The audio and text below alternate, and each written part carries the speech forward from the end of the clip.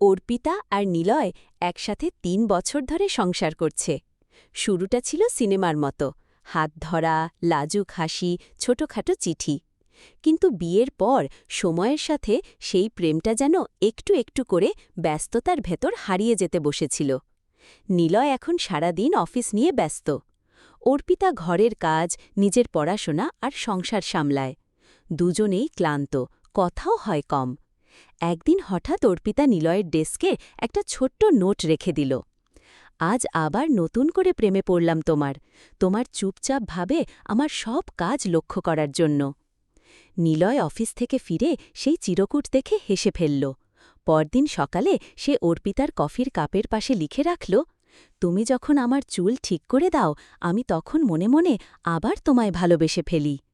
তারা প্রতিদিন ছোট ছোট ভালোবাসার নোট দিয়ে একে অপরকে মনে করিয়ে দিতে লাগল। ভালোবাসা মানেই প্রতিদিন নতুন করে শেখা, বুঝা আর প্রেমে পড়া। আজ ৩ বছর পরও তারা এখনও প্রেম করে, কিন্তু এবার সেটা শুধু অনুভবে না, সচেতন চেষ্টায়, প্রতিদিন নতুন করে।